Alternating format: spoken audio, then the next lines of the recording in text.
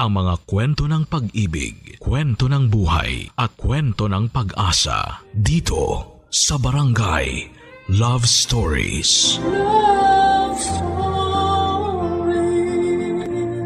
Sarap tong luto mong paksiw na bangus ngayon, Elena. Mabuti naman at nagustuhan mo ng luto ko, kuya. Palagi ko naman nagugustuhan ng mga luto mo. Uy, hindi ah. Nung nakaraan kaya sinabi mo na masyadong maalat ang niluto kong sinigang na baboy. Tapos matabang naman yung tinola ko. Kaya pakiramdam ko tuloy hindi talaga ako masarap magluto. Sinabi ko ba yon? Oo. Nako, pasensya ka na. Baka pagod lang ako kaya ako nasabi ang mga yon. Alam ko naman na lagi kang pagod kaya ayos lang, kuya. Pero masarap talaga tong paksiw na bangus. Sakto sa asim tapos hindi sobra sa luto tong isda. Humingi kasi ako ng tip kay Ate Marlene kung paano ba mapapasarap ang mga niluluto kong pagkain. Magaling pala siya magluto. Ay oo! Kaya nga yung mga kasamahan ko dito sa palayan, sa kanila ng nanay niya palagi kumukuha ng tanghalian. Sulit ang bayad kasi bukod sa masarap ang lasa, marami pa sila magbigay ng ulam at kanin. Mabait talaga yun si Ate Marlene tsaka yung nanay niya, no? Sinabi mo pa, kaya marami silang kaibigan sa palayan. Karamihan yung mga asawa rin ng mga katrabaho ko doon. Sila-sila yung madalas na magkakasama at magkakakwentuhan. Ikaw ba, kuya? Kailan mo planong pakasalan si Ate Marlene? Bakit naman biglang napunta dyan ang tanong mo? Siyempre, kasi nasa tamang edad na kayong dalawa. Alam ko yung mga ganyang edad, nagsisimula ng bumuo ng sarili nilang pamilya. Kaya dapat, kayo rin ni Ate Marlene, pinagpaplanuhan nyo na yung mga tungkol sa bagay na yun. Ilang taon na rin kayong magkarelasyon. Hindi biro yung pinagdaanan yung dalawa kasi 'di ba? Ayaw sa'yo nun ng tatay niya pero ngayon mabait ng mga magulang niya sa'yo. Nakita kasi nila na seryoso ako sa panliligaw na ginawa ko noon kay Marlene. Pinatunayan ko sa kanila kung gaano ko kamahal ang anak nila. Kaya nagawa rin nila akong tanggapin. Kaya nga dapat pakasalan mo na siya, Kuya Ronald. Alam mo ikaw, kesa kung ano-ano yung sinasabi mo dyan, ikaw naman ang tatanungin ko. Kamusta na ba ang pag-aaral mo? Aba syempre, ayos na ayos lang, Kuya. Hindi madali pero hindi naman ako sobrang nahihirapan. Alam ko naman yan dahil sa ating dalawa, ikaw lang ang nagmana ng katalinuhan sa mga magulang natin. Uy, hindi naman, Kuya. Nagkataon lang na nagsakripisyo ka para matuloy ko ang pag-aaral ko. Pero kung papipiliin man ako kung pagsasaka o pag-aaral sa kolehiyo, mas gusto ko pa rin na magsaka na lang kaysa mag-aral ulit. Mas gusto ko na yung katawan ko napapagod sa pagtatrabaho kaysa yung utak ko sa pag-aaral. Hindi ko na nga yata kayang gawin yung ginagawa mong pag-aaral sa madaling araw. Minsan nga, nag-aalala na rin ako kasi baka magkasakit ka na sa pagpupuyat na ginagawa mo. Hindi ko naman pinapabayaan ang katawan ko kaya hindi mo kailangan mag-alala sa akin. Tsaka, ayoko lang din sayangin yung perang pinaghihirapan mong kitain para sa pag-aaral ko. Gusto kong ipakita kung gaano ko pinapahalagahan ng bawat sentimo ng perang binibigay mo sa akin. Basta alagaan mo lang ang sarili mo at mag-aral ka na mabuti. Kapag alam ko na ginagawa mo yon, kahit papano hindi ko nararamdaman ang pagod sa katawan ko. Yun naman talaga ang palagi kong ginagawa. Alam ko dahil malaki ang tiwala ko sa'yo. Kuya Ronald, salamat ah. Para saan? Sa pagsasakripisyo at pagtatrabaho mo para sa akin. Kuya mo ko, kaya responsibilidad kita. Huwag kang mag-alala. Hindi ko talaga sasayangin lahat ng ginagawa mong pagsusumika para sa akin. Kaya alagaan mo rin ang sarili mo ha, kuya. Palagi kong ginagawa yun kasi kailangan ko tuparin ang pangako ko kina nanay at tatay. Nangako ko sa kanila na gagawin kong lahat para makapagtapos ka ng kolehiyo. Pangarap kaya nila yun. Kaya salamat din, Elena. Salamat kasi hindi mo ko binibigyan ng kahit na anong sakit ng ulo. Papadudot, may mga oras na nakakaramdam din ako ng pagod noon dahil sa responsibilidad na nasa mga balikat ko. 15 years old pa lamang ako nang magsimulang humina ang katawan ni tatay, kaya noon pa man ay ako na ang kumakayod para sa pamilya namin. Maaga akong natuto na magbanat ng buto at magtrabaho sa bukid. Nagsimula ako sa pagtulong-tulong lang sa pagbubuhat ng mga sako ng palay. Hanggang sa ako na rin ang nagtatanim ng mga palay sa lupa na pagmamay-ari ng kaibigan ni tatay. Papadudot, hindi madali ang trabaho na yon, lalo na para sa patpatin ko na katawan na maagang nabatak sa mabigat na trabaho. Mabuti na lamang at kahit papaano ay nakikita ko na hindi nasasayang ang perang pinaghihirapan ko dahil pinagbubuti ng kapatid kong si Elena ang pag-aaral niya. Kasintahan ko pa nga lang pala noon si Marlene at siyang madalas na nakakausap ko tungkol sa mga hinaing ko sa buhay. Hindi naman ako nagrereklamo sa pagtatrabaho ko noon para sa kapatid ko. Pero minsan ay kailangan natin ang makakausap tungkol sa mabigat na bagay sa buhay natin. Para kahit papaano ay gumaan ang pakiramdam natin. Kaya naman malaki ang pasasalamat ko na kahit may mabigat na responsibilidad ako noon, ay meron din akong Marlene na palaging nandyan para gumaan kahit papaano ang pakiramdam ko, Papa Dudut.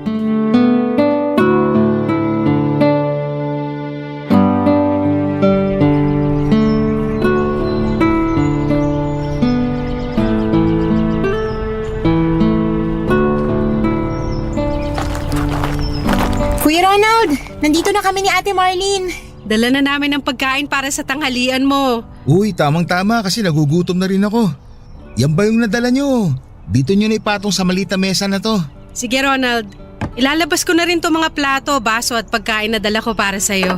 Sakto kasi maagang nagtanghalian yung ibang kasamahan ko sa trabaho.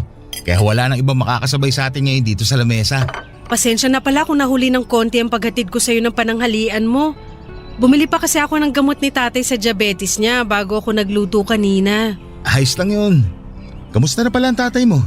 Medyo hirap na siya maglakad dahil sa mga sugat sa binti niya. Pinauna ko na nga lang si nanay na mag-deliver ng mga pagkain kanina. Pero ang sabi ko, ako na magdadala ng para sa'yo. Lumala na pala ang mga sugat sa binti ng tatay mo. Oo, kaya nahihirapan na talaga siyang maglakad. Pero ang sabi naman ng doktor sa huling check-up niya, basta mainom ni tatay ang mga gamot niya, magiging maayos na ulit ang paglalakad niya. Mabuti naman kung ganun. Kailangan lang talaga na mas matutukan ng mabuti ang pag-inom niya ng mga gamot. Oo, ako talaga ang nag-aasikaso pagdating sa bagay na yun. Buti pala, nasamahan mo si Marlene sa pagpunta niya dito sa palayan, Elena. Maaga rin kasi natapos ang klase ko kanina kaya naisipan ko na dumaan na muna kina Ate Marlene. Sakto na paalis na pala siya papunta dito kaya sumama na rin ako. Dapat nagpahinga ka na lang sa bahay. Alam ko naman na hindi ka sanay mainitan. Ayos lang kuya. Naiinip na rin kasi ako sa bahay tsaka tapos ng exam namin kaya hindi ako masyadong busy ngayon sa pag-aaral. 1 taon na nga lang pala at makakapagtapos ka na rin ng college, Elena. Oo Ate Marlene. Kaya nga excited na ako. Kasi mababawasan na yung malaking pinagkakagastusan mo kuya. Hindi yun ang dahilan. Excited na ako kasi malapit ko na matupad ang mga pangarap ni nanay at tatay. Pangarap kasi talaga nila na magkaroon sila ng anak na nakapagtapos ng kolehiyo. Magkakaroon na isang college graduate mula sa pamilya natin. At hindi yun mangyayari kung hindi dahil sa'yo kuya. Tama si Elena. Napakalaki ng parte mo para sa pagtupad ng pangarap ng mga magulang nyo. Sigurado ako na kung nabubuhay sila ngayon, sobrang proud sila sa pagsusumikap na ginagawa mo para kay Elena, Ronald. Ginagawa ko lang ang responsibilidad ko bilang panganay at nag-iisang kapatid ni Elena. Isa pa, nasusuklian naman yung mga pagod ko dito sa bukid dahil sa matalino kong kapatid. Matalino at magandang kapatid mo, Kuya Ronald. Oo nga pala, nasa lahi rin natin ang pagiging pogi at maganda. Aba, syempre. Kaya nga sinagot ni Ate Marlene yung panliligaw mo sa kanya kasi nagagwapuhan din siya sa'yo. Di ba tama ako, Ate Marlene? Bakit naman napunta sa akin ang usapan na to? Ako kasi ang topic kanina pa kaya dapat na maiba naman. Kung gusto nyo, pwede rin natin pag-usapan kung kailan ba kayo magpapakasal ni Kuya. Tumigil ka na nga. Kung ano-ano yung sinasabi mo. Ang bata-bata mo pa pero pag-aasawa na kagad yung gusto mong pag-usapan natin dito. Hindi naman para sa akin yung topic, Kuya Ronald. Kung hindi, para sa inyo ni Ate Marlene. Curious lang talaga kung kailan kayo magpapakasal. Sa totoo lang, hindi pa namin napag-uusapan yan ni Marlene. Dahil ba sa akin? Hindi. May responsibilidad pa kasi si Marlene sa mga magulang niya. Tama ang kuya mo. Hindi naman kami nagmamadali pareho. Ang mahalaga, alam namin na mahal namin ang isa't isa. Sapat na muna yon sa ngayon. Dahil sigurado naman kami na darating ang araw na magsisimula din kami ng buhay na para sa aming dalawa. Papadudot noong nabubuhay pa ang mga magulang namin ni Elena.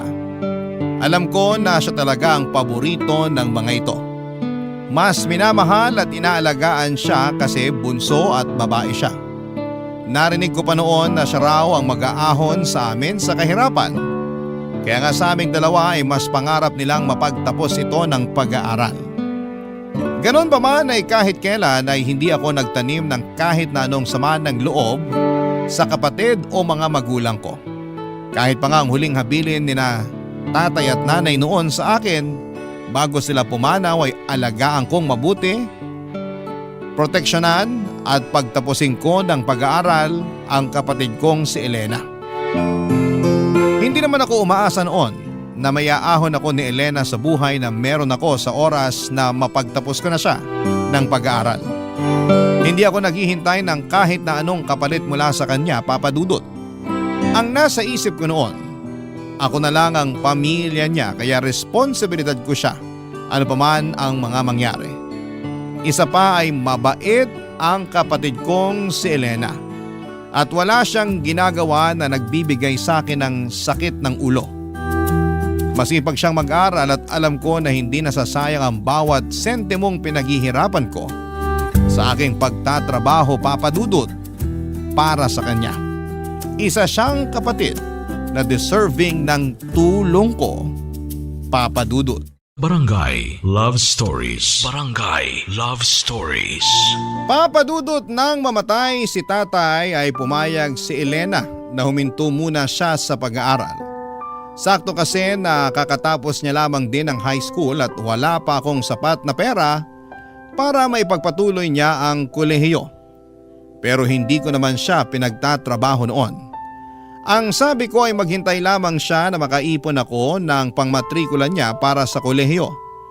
Naging maasikaso naman siya sa bahay sa tuwing uuwi ako galing sa trabaho. Ginawa ko rin ang lahat ng pagtitipid para makapagtabi ng para sa pag-aaral ng kapatid ko, Papa Dudut. Halos 3 taon din ang lumipas nang makaipon ako ng sapat na pera para sa unang taon niya sa kolehiyo. Naalala ko pa na halos maiyak siya sa tuwa nang sinabi kong makakapag-aral na ulit siya. Mahigpit niya akong niyakap at paulit-ulit siyang nagpasalamat.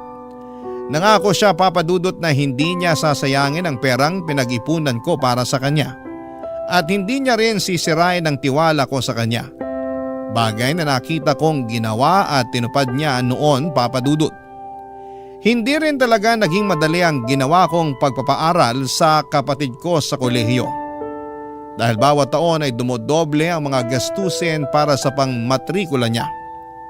Kaya naman kahit bumabagyo o masama ang pakiramdam ko ay hindi pwedeng hindi ako magtrabaho. Hindi pwede na magipit kami sa pera lalo na sa pangmatrikula niya. Pero sa tuwing nahihirapan ako, hindi ko pinapakita yon kay Elena dahil ayokong mag-alala siya para sa akin. Isa pa ay nasuklian din naman lahat ng paghihirap ko nang makapagtapos ng kolehiyo ang kapatid ko, Papa Dudut.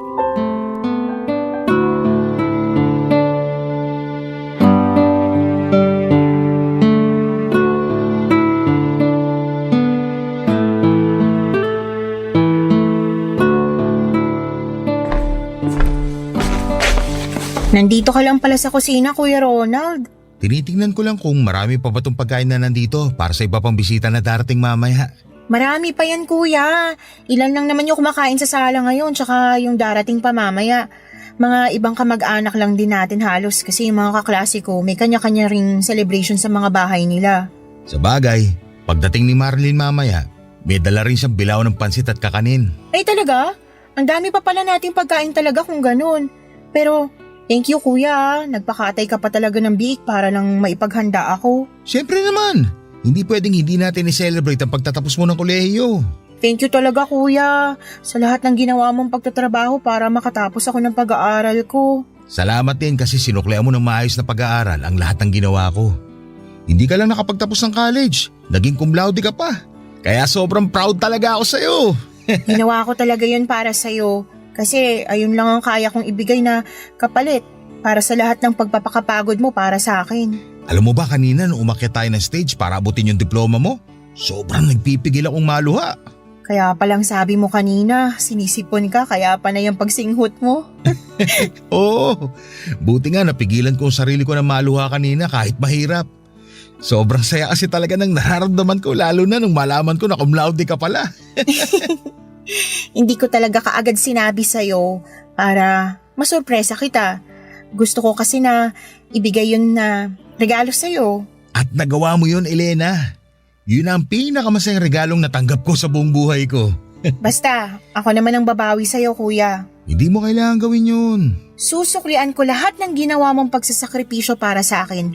Gagawin kong mas magaan ang buhay para sa ating dalawa. Unahin mo muna ang sarili mo bago ako. Basta, nandito lang ako palagi para suportahan ka sa mga plano mo. Kasama ba sa mga susuportahan mo sa akin yung plano kong pagluwas sa Maynila? Itutuloy mo na ba talaga yun?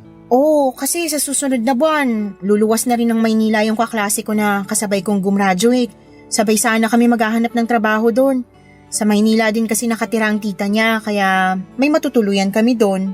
Napakalayo ng pagkakaiba ng buhay sa Maynila dito sa probinsya natin. Kahit hindi pa ako nakakapunta ng Maynila, alam ko na maraming adjustment ang kailangan kong gawin. May tiwala ka naman sa akin, di ba? Oo naman syempre. Malaki ang tiwala ko sa'yo. Pero doon ako kinakaba sa mga taong makikilala at makakasama mo sa Maynila. Baka kasi kung anong gawin nilang hindi maganda sa'yo. Kuya, hindi na ako bata. College graduate na nga ako, di ba? Tapos cum laude pa. Masyado kasing malayo ang Maynila. Hindi kita mapoprotektahan sa oras na may mangyaring masama sa'yo. Alam ko kung paano dapat naalagaan at protektahan ang sarili ko. Kaya huwag ka na masyado mag-alala sa akin. Pero kung sakali, may makukuha ka rin namang maayos na trabaho dito sa probinsya natin. Oo, pero sigurado akong maliit lang din ang kikitain ko dito. Yung iba nga, di ba, nahihirapan pang maghanap ng trabaho dito sa atin at ayoko na mangyari sa akin yun. Isa pa, kuya, pakiramdam ko kasi nasa Maynila ang trabaho na magiging daan para maging mas maayos ang buhay natin. Marami akong plano para sa ating dalawa at sa bahay na to at naniniwala ako na matutupad ko yon sa oras na sa Maynila na ako makahanap ng trabaho. Ay, Sana suportahan mo pa rin ako sa desisyon ko na to. syempre naman. Mahirap para sa akin na magkalayo tayong dalawa. Pero ayoko naman maging hadlang sa mga pangarap mo. Salamat, kuya. Wala yun. Basta kapag nahirapan ka dun, umuwi ka kagad dito sa atin. Palaging bukas ang bahay na to para sa'yo. Papa Dudut, ayoko sanang sumang-ayon sa gusto ni Elena na sa Maynila siya maghanap ng trabaho. Pero matagal na niya talagang plano yon. Hindi pa ako nakakarating noon ng Maynila pero alam ko kung gaano kagulo sa lugar na yon. Marami na akong kakilala na kamag-anak o kapitbahay namin na lumuwas ng Maynila at nasira lamang ang kanilang mga buhay. Nagkaroon sila ng anak pero walang maayos na pamilya dahil iniwan ng kanilang asawa. Nabaon sa utang at bumalik sa probinsya na naghihirap ang buhay. Hindi naman sa wala akong tiwala sa kapatid ko dahil alam ko kung gaano siya kadiskarte sa buhay at katalino. Hindi naman siya makakapagtapos ng cum laude sa kolehiyo kung hindi siya matalino. Pero wala pa rin akong tiwala sa mga tao sa Maynila na pwede niyang makilala at makasama doon. Ganon pa man, Papa Dudut, ay hindi ko pinigilan ang plano at kagustuhan niya na lumuwas ng Maynila para doon maghanap ng trabaho at makipagsapalaran sa buhay. Kasama niya ang isa niyang kaklase at nakitira siya sa bahay ng tita nito. Nung una ay madalas pang sumulat si Elena. Hindi pa kasi uso ang cellphone noon at wala rin kaming telepono. Palagi akong excited sa tuwing makakatanggap ako ng sulat mula sa kanya. Hanggang sa mahigit 1 taon ang lumipas. Dumalang na ang pagsusulat niya. Nababalitaan ko na lang sa kapitbahay namin na may kamag-anak na nakatira malapit sa tinutuluyan ni na Elena na maayos naman ang buhay at trabaho ng kapatid ko. Kaya kahit papaano ay hindi ako nag-aalala sa kalagayan niya, Papa Dudut.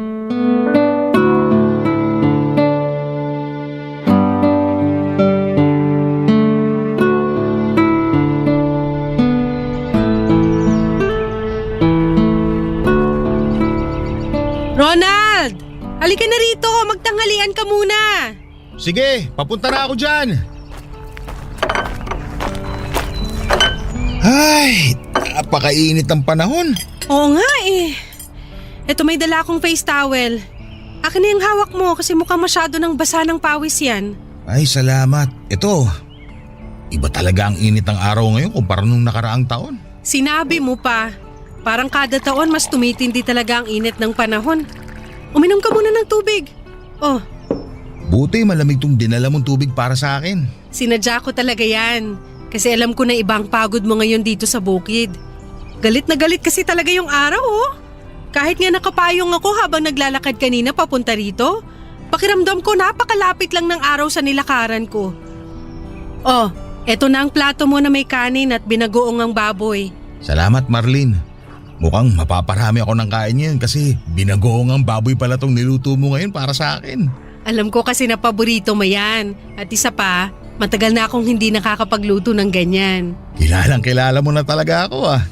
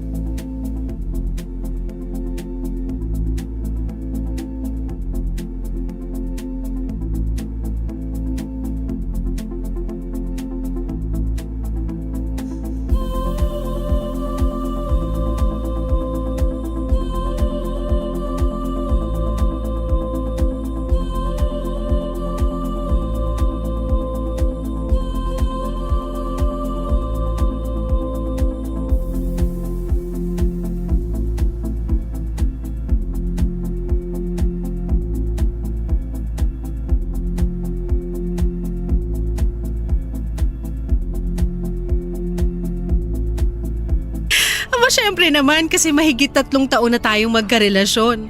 Kaya kabisado ko na ang maliliit at malalaking detalye na tungkol sa'yo. Nakakatuwa nga kasi parang kailan lang nung unang beses ako umakyat ng ligaw sa bahay niyo. Naalala ko pa yan, Ronald. Kasi kahit malamig ang gabi noon, napansin ko na walang tigil ang pamumuo ng pawis sa noo at leeg mo. Kinakabahan kasi talaga ako. Dahil kilala nga ang tatay mo sa pagiging masungit at istrikto na forma sa lugar natin. Pero mabait naman si tatay nung nakausap mo na siya, di ba? Mabait naman. Hindi ko lang maiwasan na kabahan sa umpisa. Kasi talagang matalim ang tingin niya sa akin noon. Ano ka ba? Ganun talaga ang mata ni tatay kasi singkit siya. Nagbibiro lang naman ako. Pero alam mo kung ano yung mas nakakakaba? Ano? Nung araw na sasabihin na natin sa mga magulang mo na may relasyon na tayong dalawa. Naalala ko rin yan. Kasi halos maiyak pa nun si nanay. Akala kasi nila magpapakasal na tayong dalawa. Ganun na nga. Pinaliwanag ko naman na malayo pa yun sa plano natin. Dahil gusto ko na hindi magsabay ang responsibilidad ko sa'yo at sa kapatid ko. Ayokong madali ng mga bagay sa buhay ko. Kasi alam ko na pwedeng pati ikaw, mahirapan kapag nagpadalos-dalos ako pagdating sa mga desisyon na ginagawa ko. Pakiramdam ko nga, yan ang dahilan kung paano mo nakuha ang tiwala ni tatay. Kasi alam niyang responsable ka pagdating sa paggawa ng mga desisyon. Mabuti kasi kung ako lang ang mahihirapan.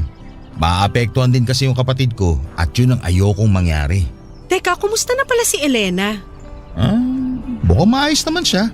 Nagpadala na ba ulit siya ng sulat sa'yo? Hindi pa nga eh. Talaga? Oo. Mahigit 1 buwan na rin niyang hindi sinasagot ang mga sulat ko. Pero mukha namang maayos siya sa Maynila. Paano mo nalaman? Nakausap ko rin yung magulang ng kaklase ni Elena na kasama niya nagtatrabaho sa Maynila. May pwesto sila ng tindahan sa bayan Kaya nagawa kong dumaan para makipagkamustahan sa kanila. Ano namang sabi nila tungkol sa kapatid mo? Regular na raw sa trabaho ang kapatid ko at talaga raw napakasipag. Kaya daw siguro hindi nakakasagot sa mga sulat ko dahil busy sa trabaho niya. Naku, baka nga masyado siyang busy sa trabaho kaya hindi na siya makagawa ng sulat sa'yo. Pero alam mo, nag-aalala pa rin ako. Hindi kasi ako sanay na matagal kami nagkakalayo na dalawa. Kinakabahan ako na baka may nangyari na hindi maganda sa kanya. Matalino at madiskarte ang kapatid mo. Sigurado ako na walang mangyayaring masama sa kanya. Isa pa, nasa tamang edad na rin siya kaya sa tingin ko tapos na ang responsibilidad mo sa kanya. Yun na lang din ang iniisip ko. Kilala ko naman siya at alam ko na ginagawa niyang lahat para mas mapabuti ang buhay niya. Pero tama ka sa sinabi mo, Marlene. Naisip ko rin tuloy na baka oras na para buhay naman nating dalawa ang simulan nating ayusin. Papadudot, naisip ko noon na tama si Marlene. Tapos na rin naman ang responsibilidad ko para kay Elena kaya oras na para sarili ko naman ang asikasuhin at intindihin ko. Kaya naman pagkalipas ng ilang buwan ay nagplano na kaming magpakasal ni Marlene. Pinadalhan ko rin ang sulat si Elena para imbitahan siya sa araw ng kasal namin. Sumagot naman siya sa sulat pero sinabi niya na hindi siya makakauwi dahil busy siya sa trabaho niya. Magpapadala na lang daw siya ng regalo para sa kasal namin ni Marlene. Sa totoo lang ay medyo nalungkot ako noon. Kahit pa nga nagpadala ng pera at regalo ang kapatid ko para sa amin ni Marlene ay iba pa rin yung nandun siya sa mismong araw ng kasal namin. Pero iniisip ko na baka nasa mabuti siyang kalagayan at maayos ang buhay niya. Masaya na ako para sa kanya, Papa Dudut, at alam ko na masaya din siya sa buhay niya, Papa Dudut. Kung anong buhay na meron siya. Samantalang ako naman ay masaya ako sa buhay na kasama ko ang babaeng pinakamamahal ko, Papa Dudut. Barangay Love Stories. Barangay Love Stories. Papa Dudut, tinuon ko na lamang ang atensyon ko sa pag-aasikaso sa pamilya ko. Nang mauso ang cellphone ay nakakausap ko na rin sa text o saglit na tawag si Elena, pero sobrang bihira talaga. Hanggang sa makasanayan ko na lang na hindi na siya masyadong kinukulit. Lalo na mag-focus na ako sa sariling pamilya ko. Sila na ang naging buhay ko noon, lalo na nang mabigyan ako ni Marlene ng 2 anak. Ginawa ko, Papa Dudut, ang lahat para maging responsableng padre de pamilya. Ang nasa isip ko noon ay kung nagawa kong itaguyod ng mag-isa at mapagtapos ng kolehiyo ang kapatid kong si Elena, ay kaya ko rin gawin yon sa mga anak ko. Hindi madali dahil habang tumatagal ay tumataas ang lahat ng presyo ng mga bilihin at mga gastusin. Pero wala akong hindi kakayanin para sa pamilya ko. Ilang taon nga ang lumipas, nabalitaan ko na lamang na umuwi ang kapatid ko pero hindi sa bahay namin, kundi sa isang bahay sa bayan na hindi ko alam na nabili na pala niya noon, Papa Dudut.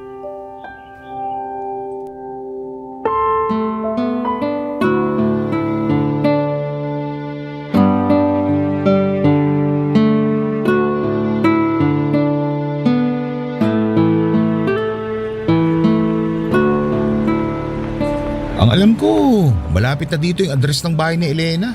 Medyo nakakaligaw sa lugar na to, no? Oo nga eh. Maluwag kasi yung kalsada dito, pati na yung bakuran ng bawat bahay. Kaya nakakalito rin talaga maghanap ng address. Pero ang laki ng mga bakuran at bahay dito, ha?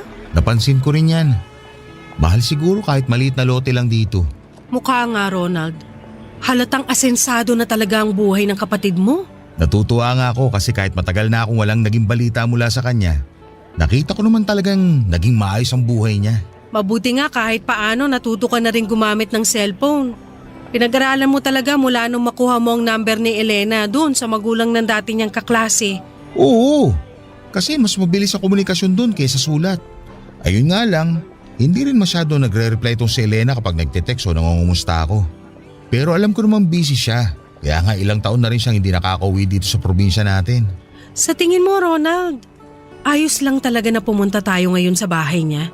Oo naman, narinig mo naman yung sabi ng kapitbahay natin kanina. Ngayon daw yung pa-house blessing ni Elena sa nabili niyang bahay. Nagtataka lang ako kasi hindi man lang siya nag-text sa'yo na nakauwi na pala siya ng probinsya, na kumuha na pala siya ng bahay at may pa-house blessing pala siya ngayon. Nabanggit niya naman yun sa akin dati.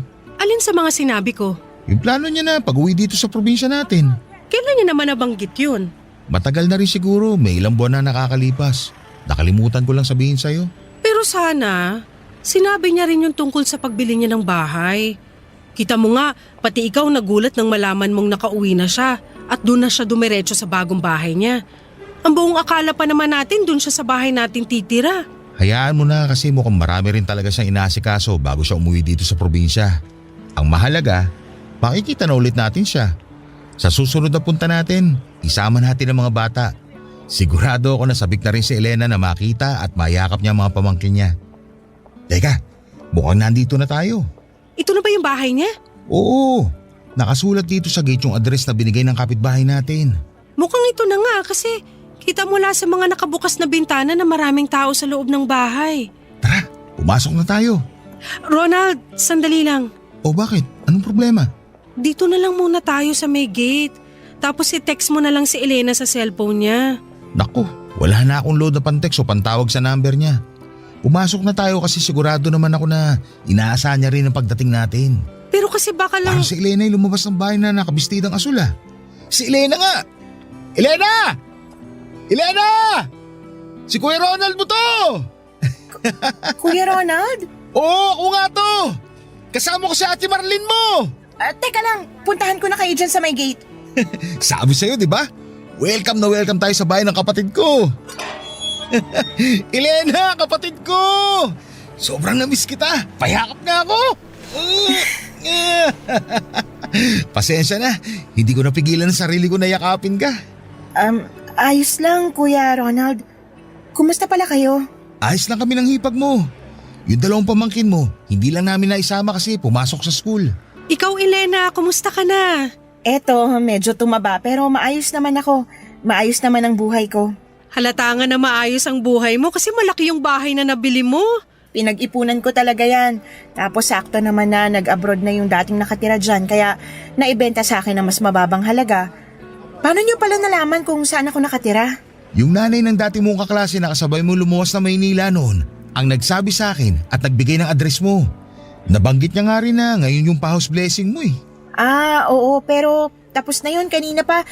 Pero kuya, Ate Marlene, pasensya na kung hindi ko muna kayo maiimbita sa loob ha. Bakit naman? Puro taga Maynila kasi ang mga bisita ko. Tsaka medyo magulo pa rin ang loob ng bahay. Sa ibang araw na lang kayo pumunta, ayos lang ba? Pero… Ayos lang Elena, walang problema doon. Babalik na lang kami sa ibang araw. Tara na Marlene, umuwi na tayo at baka abutan tayo ng gabi sa daan. Papadudot matagal bago ako natutong gumamit ng cellphone noon. Pinilit kong pag-aralan yon nang makuha ko ang number ni Elena. Doon kami ulit nagkaroon ng komunikasyon pero bihira pa rin siyang mag-reply sa mga text ko. At mula nang mabalitaan kong umuwi na ng probinsya namin si Elena ay hindi na talaga ako mapakali. Sobrang sabik na kasi akong makita siya noon dahil ilang taon na rin akong walang naging balita sa kanya. Kaya naman hindi ko na napigilan ng sarili ko na puntahan siya sa address ng bagong bahay niya na nakuha ko. At nang makita ko siya, hindi ko na nga napigilan ang mayakap siya. Naramdaman ko na medyo nailang siya sa akin dahil syempre ilang taon na kaming hindi nagkita at magkasama. Kaya naman sinunod ko na lamang ang pakiusap niya na sa ibang araw na lamang kaming dumalaw sa kanya dahil may iba siyang bisita noon sa bahay nila. Pagkalipas nga ng 2 araw ay dumalaw ulit ako sa bahay ni Elena kasama si Marlene at ang panganay na anak namin. Pinatuloy kami ni Elena noon at pinagmeryenda pa nga ng ininit niyang spaghetti na natira pa yata noong handa sa house blessing na may kasamang soft drinks.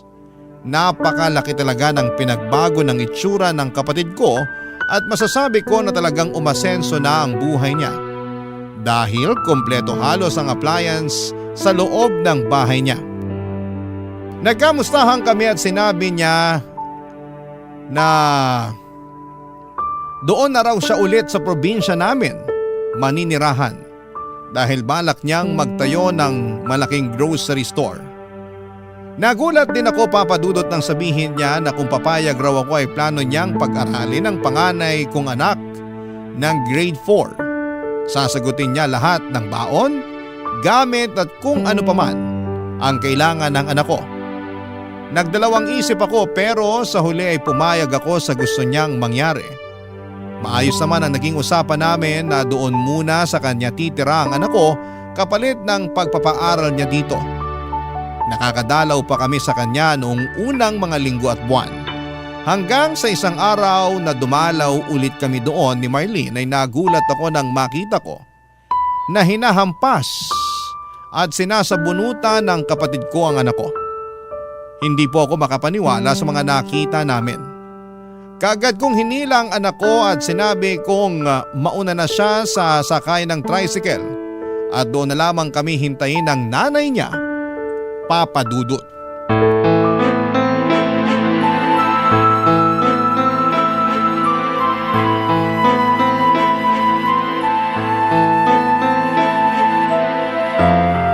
Sabi ko naman sa'yo, Kuya Ronald, dinidisiplina ko lang yung anak nyo ni Ate Marlene. Anong dinidisiplina? Halos mabugbog mo ng anak namin. Hindi ko siya binubugbog. Bakit ba kasi nagawa mo yun sa bata? Dahil tatanga-tanga yung anak nyo pagdating sa paglalaba. Hindi na naman niya naihiwalay yung pulang damit ko sa mga puti kaya, ayan, humawa na ang kulay. Hindi mo naman kailangang bugbugin ang anak namin. Hindi ko nga siya binubugbog, kuya. Ano yung nakita namin, Elena? Yung pagsabunot mo sa buhok niya at ilang beses na paghampas sa braso at likod niya. Ang hirap sa inyo, masyado nyo binibaby ang mga anak nyo kaya lumalaking matigas ang ulo at saka walang alam sa buhay. Kita mo nga yung panganay niyong lalaki, ni hindi marunong maglaban ng maayos. Palasagot pa, kaya halatang sutil at napakatigas ng ulo. Hindi matigas ang ulo ng mga anak namin, lalo na yung panganay namin. At para sabihin ko sa'yo, matalino siya at hindi kagaya ng sinasabi mong walang alam sa buhay. Sinasabi nyo lang yan kasi hindi nyo ginagawa ng tamang pagiging magulang nyo sa mga bata. Ang lakas naman ng loob mo na magsalita ng ganyan. Marlene, tama na! Hindi ako titigil, Ronald! Dahil kinikestyon ng kapatid mo na yun ang pagiging magulang natin. Elena, baka nakakalimutan mo na kahit kailan, hindi ka pa nagkaroon ng anak. Pero hindi ibig sabihin no, na wala akong alam kung paano magdisiplina ng isang bata. Ang sabihin mo, masyadong mabigat yung mga kamay mo at hindi ka muna nag-iisip bago mo sinaktan ng anak namin. Anong sinasabi niyong hindi nag-iisip? Baka ikaw yun, Ate Marlene. Kasi sa ating tatlo, alam natin na ako ang pinaka nasa tamang pag-iisip. Talaga ba? Kaya ba nagagawa mo saktan ng bata na walang kalaban-laban? Ginagawa ko lang kung anong alam kong tamang paraan ng pagdidisiplina. At kailan pa naging tama ang pananakit ng bata, Elena? Kailangan naman kasi disiplinahin talaga yung mga batang nakakagawa ng mali, di ba? Para hindi na nila ulitin. Pero sa ibang paraan, hindi sa pananakit na ginagawa mo. Hindi magtatanda ang mga bata kung masyado nyo silang binibaby. Pero hindi rin makakabuti sa kanila yung pagbuhat.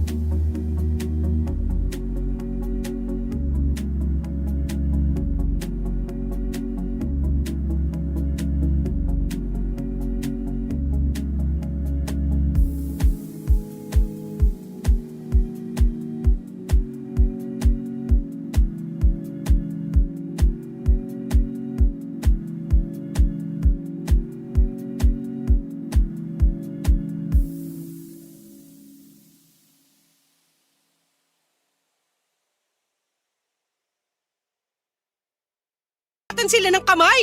Pagdidisiplina ang tawag sa ginawa ko sa anak niyo, Ate Marlene. Kailangan tumatak sa kokote niya ang mga bagay na kailangan niyang tandaan. Kung hahayaan niyo siyang ganyan lang ang alam sa buhay, baka tumanda rin siyang walang alam kagaya ni... Kagaya nino? Kagaya ko? Bakit bigla ka nalang tumahimik, Elena? Ituloy mo yung gusto mo sabihin. Mabuti pa umalis na kayo. Hindi pa tayo tapos mag-usap. Kaya hindi kami aalis ni Marlene dito sa bakuran ng bahay mo. Gusto ko nang magpahinga, kuya. Umuwi na kayo ni Ate Marlene. Kailan mo pa sinimulan saktan ng anak namin? Hindi ka makasagot. Kasi hindi mo na rin maalala kung kailan mo unang beses sinaktan ng anak namin, tama? Pwede ba, Kuya Ronald? Tama na nga ang usapan na to. Umalis na lang kayo ni Ate Marlene. Gusto ko lang malaman ang sagot sa mga tanong ko. Kaya ba sinasaktan mo ang anak ko dahil natatakot ka na maging kagaya niya lang ako? Na isang magsasaka na kailangang araw-araw at buong maghapon na nagtatrabaho? Bakit hindi ka nagsasalita, Elena? Bakit hindi mo aminin na sobrang baba ang tingin mo sa akin? Na kinakahiya mo ako bilang kapatid mo? Kaya ayaw mo tumulad sa akin ng anak ko kasi para sa'yo, walang narating ang buhay ko. Aminin mo na, Elena. Mababa talaga ang tingin mo sa akin. Oo, sige na. Kaya ko lang naman dinidisiplinang mabuti ang anak niyo kasi ayoko maging kagaya mo siya na walang ibang narating o naging trabaho kundi ang pagiging magsasaka lang. Ayoko mabulok ang buhay niya sa palayan. Baka nakakalimutan mo, Elena. Nagkaroon ng malaking bahagi ng trabaho ko para sa tagumpay na meron ka ngayon sa buhay mo. Hindi ako nanunumbat at kahit kailan, hindi ako naningil sa kung ano man ang naibigay ko sa'yo. Ronald, tahan na. Isa pa, Elena. Kahit kailan, hindi kita sinaktan. Hindi dumapong palad ko sa kahit anong bahagi ng katawan mo para saktan ka. Tapos, makikita na lang namin ni Marlene kung paano saktan ang panganay na anak namin. Alam mo, tama nga sila. Binabago ng Maynila hindi lang ang buhay, kundi pati na rin ang ugali ng mga tao na nakikipagsapalaran sa lugar nila. At siguro nga, kasama ka sa mga pilit binago ng Maynila. Dahil hindi na kita kilala, Elena. Hindi na ito yung dating mabait at mapagmahal na kapatid ko. Papa Dudut, hindi talaga ako sanay na mapalayo ang mga anak ko mula sa amin, lalo na ang panganay kong lalaki dahil sa kanya ako pinakamalapit. Pero inisip ko na lamang na para din yon sa ikabubuti niya. Isa pa, hindi naman talaga siya sobrang mapapalayo sa akin. Sa bahay ni Elena na nasa bayan lamang siya titira na isang jeep at isang tricycle lang naman ang layo mula sa amin. Sa unang mga buwan ay madalas ko siyang dinadalaw noon sa bahay ni Elena pero nararamdaman ko na parang naiirita ang kapatid ko kapag napapadalas ako sa bahay nila. Iniisip ko na lamang na baka naiistorbo ko ang pamamahinga niya kaya naman binawasan ko na ang oras ng pagdalaw ko sa anak ko. Sa tuwing magkakausap naman kami ng anak ko ay wala siyang ibang kinikwento kung hindi puro kabutihan na ginagawa sa kanya ng tita Elena niya. Na palagi raw siya nitong pinapakain ng masasarap na pagkain at hindi masyadong inuutusan sa mga gawaing bahay. Puro magaganda ang kinukwento niya kahit napapansin ko na biglaan ang kanyang pagpayat. Paglalim ng eye bags at paminsan-minsan ay mga pasa niya sa braso. At hindi talaga ako makapaniwala nang makita ng sariling mga mata ko kung paano saktan ang anak ko ng sarili kong kapatid ng mga oras na yon. Kahit kailan ay hindi ko po pinagbuhatan ng kamay ang sino man sa mga anak ko. At ni isang beses ay hindi rin dumapo ang kamay ko sa balat ng kapatid kong si Elena. Kaya naman hindi ko na rin napigilan ang sarili ko na isumbat ang mga naitulong ko kay Elena. Hindi ko siya tinulungan, inalagaan, binigyan ng proteksyon at pinag-aral para tanawin niya yon sa akin na utang na loob.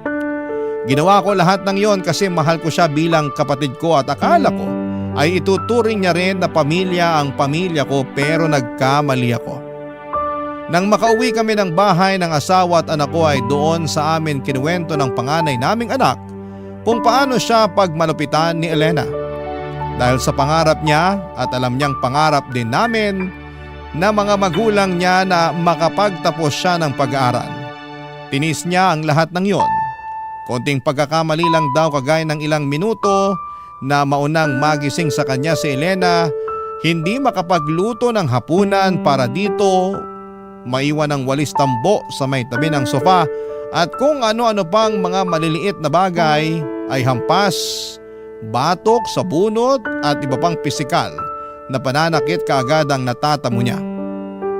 Doon ko mas nakita ang mga tinatago niyang pasa at sugat mula sa kamay ng nag-iisang kapatid ko. Triple ang naramdamang kong kirot nang dahil doon. Dahil kapatid ko pa mismo ang gumawa noon sa sariling anak ko. Papadudot mula noon ay hindi na kami nag-usapan ng kapatid ko pero wala rin akong kahit na sinong pinagsabihan na ibang tao sa pananakit na ginawa niya sa panganay kong anak. May nakarating sa akin na marami na raw siyang nakakaaway sa lugar na tinitirhan niya. Mga kapitbahay na madalas niyang pinapakitaan ng kasamaan ng ugali niya.